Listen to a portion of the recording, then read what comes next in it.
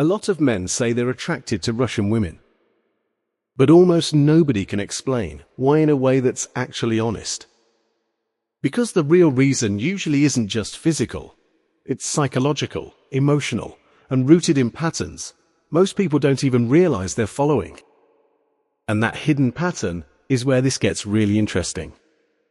We're living in an era where dating, relationships, and cross-cultural attraction have become openly discussed topics. Men from the United States, Western Europe, and beyond regularly talk about feeling drawn to women from Eastern Europe, and specifically from Russia. But when you dig into why, you find that most explanations barely scratch the surface. They focus on physical appearance, or reduce it to some outdated stereotype. What they miss entirely is the psychological architecture behind it, the invisible emotional and behavioral dynamics at play. In this video, we're going to break it all down. From cultural values to communication psychology, from attachment patterns to the deep human need for emotional certainty. By the time this ends, you'll understand something most people never stop to think about. Here's where it starts. One of the most commonly described qualities men attribute to Russian women is directness. Now, that word gets thrown around a lot. But what does directness actually do to a person psychologically?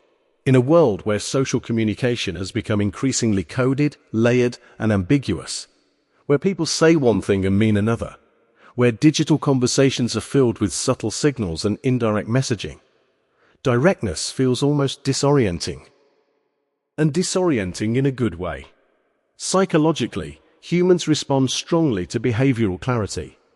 When someone communicates clearly what they want, what they expect, what they value, it creates something called psychological safety.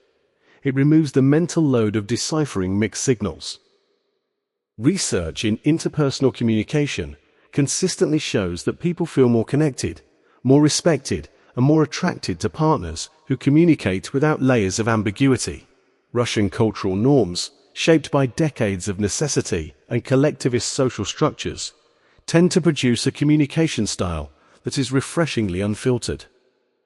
But directness is only the entry point. The real pull goes much deeper. Every culture produces a set of invisible scripts, unwritten rules about what matters, what success looks like, what a relationship should feel like. And these scripts shape personality more than most people realize. In many Western societies today, there's been a significant cultural shift in how relationships are framed. Self-optimization, independence, and personal branding have become central life goals. And while those things have value, they also create a very specific emotional climate, one where commitment, loyalty, and long-term emotional investment can sometimes feel secondary. Many men who describe feeling drawn to Russian women specifically highlight a perceived difference in values, a sense that family, stability, and genuine partnership are treated as core priorities, not optional features. Is this universally true? Of course not.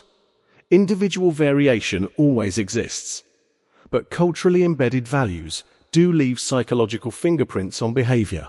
And when someone raised with one set of cultural scripts encounters someone operating from a fundamentally different one, it creates what psychologists call value novelty, a powerful, subconscious signal that says, this person sees the world differently than the people I've met before.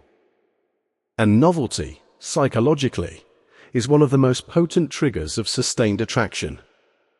Here's something most people don't talk about: emotional resilience as a form of magnetism. Russia has a complicated, deeply layered history. Decades of hardship, rapid cultural transformation, economic instability. These aren't just historical footnotes.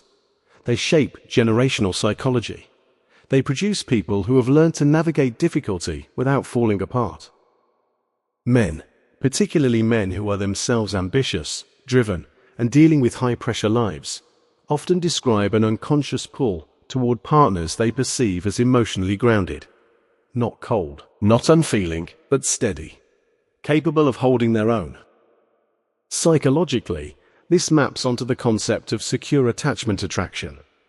We are drawn to people who feel like they can handle life, not because we want to offload our burdens onto them, but because emotional stability in a partner creates a sense of partnership rather than dependency. This is a subtle but powerful dynamic, and it's almost never talked about when people discuss cross-cultural attraction. Now, here's where we have to stop and challenge something. Most conversations about attraction to Russian women get immediately reduced to one thing: physical appearance. And that's where the entire conversation goes wrong, and frankly, where it gets disrespectful. Because here's the psychological reality: pure physical attraction fades fast. Neuroscience tells us the dopamine spike from novelty, including physical novelty, typically diminishes within 6 months to 2 years. What sustains attraction, what deepens into genuine desire over time, is behavioral and emotional alignment. The men who report the most meaningful, lasting connections with Russian women don't lead with surface-level observations. They lead with stories about conversations that felt different, values that felt compatible, emotional dynamics that felt unlike anything they'd experienced before. That's the real data, and the surface-level narrative buries it completely. Now let's go somewhere genuinely interesting, into the psychology of idealization. Because no discussion of cross-cultural attraction is honest without it. When humans encounter something unfamiliar, the brain has a fascinating tendency. It fills in gaps with idealized assumptions. This is called projection idealization. We project the qualities we're unconsciously seeking onto the person, the culture, or the experience we don't fully know yet. So when a man from, say, Chicago or London begins to feel drawn to Russian women, part of what he's responding to is real: the cultural differences, the communication style, the value system. But part of it is a psychological story he's constructing, a narrative about what she represents. And that narrative usually has less to do with the actual woman and more to do with his own unmet needs. The need for emotional clarity, for a relationship that feels uncomplicated by irony, for a partner who takes love seriously.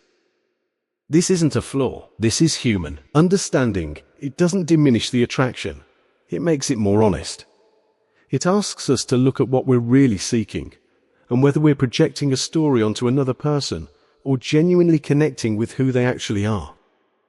And now we reach the deepest layer, the one that almost no one talks about. Cross-cultural attraction, at its psychological core, is very often about identity. When a man feels strongly drawn to someone from a culture radically different from his own, what's often happening beneath the surface is a quiet form of identity exploration. He's not just attracted to her, he's attracted to a version of life, of values, of priorities, of daily emotional texture that he hasn't been living.